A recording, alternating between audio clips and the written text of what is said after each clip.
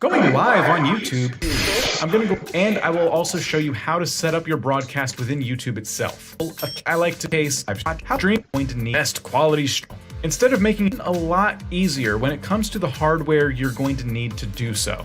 Instead of making an hour-long video about exactly what would give you the best quality stream for the best price, I'm going to explain to you what I'm using to stream from my own computer when I play games, and hopefully that gives you a good baseline as to what you could be doing. More importantly than what I'm already using though, is going to be your internet. This is going to be the biggest bottleneck that you're going to face while live streaming. Internet is so important because in some areas of the world, you just can't control what kind of speed you're going to get when you sign up for your internet plan. The best thing I can recommend is no less than 5 megabits per second upload when you're trying to stream on YouTube. Personally, I have 10 megabits per second for my upload speed, and it allows me to push a better quality live stream. 5 is of course just my personal recommendation. I think any less and you're going to struggle when it comes to quality. As for the type of computer you need to play a game and then live stream it at the same time, I have a GTX 1060, 3GB. I have 16 gigabytes of RAM, and I'm using an older AMD Ryzen 7 processor.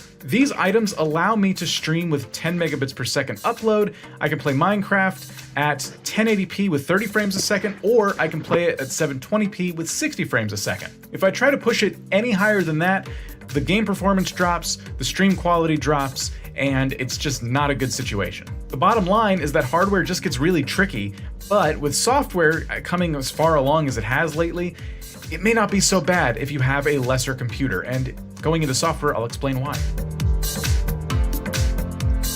When we talk about software for live streaming, we're actually speaking of encoders.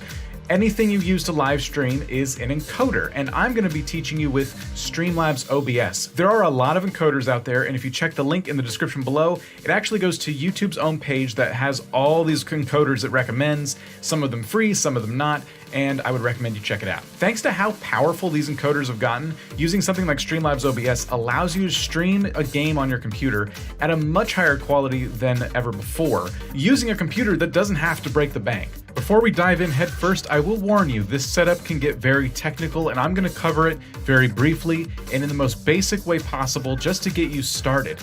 All of the things I'm showing you are going to depend on you, at the end of the day, running test streams on your own channel, maybe even getting feedback from viewers on different testing streams you do, and then going from there. Really quick, we'll jump over to Streamlabs and I'll show you how to get it set up. So once you have Streamlabs OBS opened up, go to the bottom left, click this little arrow here, it's log in, and you want to log into your YouTube channel. Follow all the prompts to connect your YouTube channel to Streamlabs. I don't need to log in, so I'm going to hit skip for now, and we'll come back to this main window. Let's get something on the screen here so you guys can have some context. Right now, if we went live, this is what people would see. So I'm going to go down to sources, I'm going to click the add button here, and I'm going to add a game capture. Click game capture and hit add source. Let's call it Minecraft.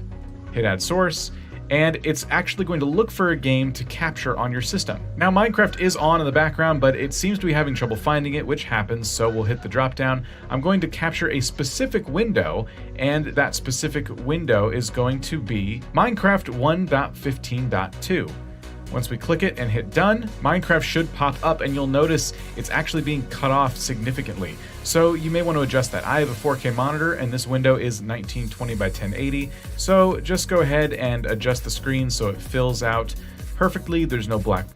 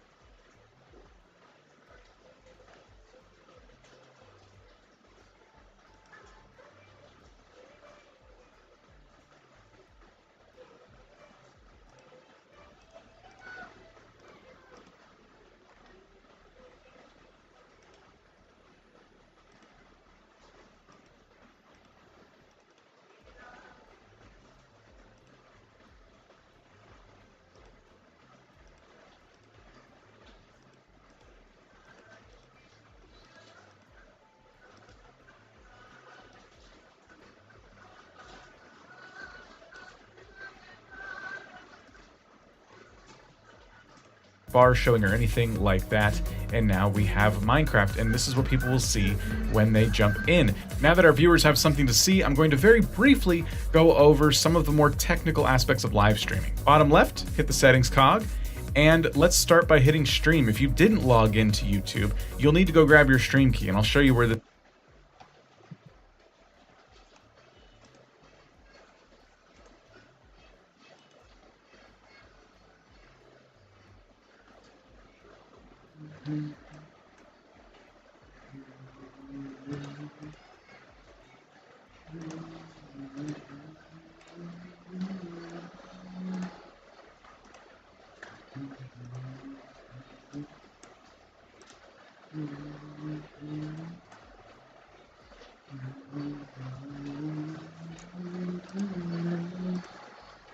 let's start by more technical aspects of live streaming. Bottom left, hit the settings cog, and let's start by hitting stream.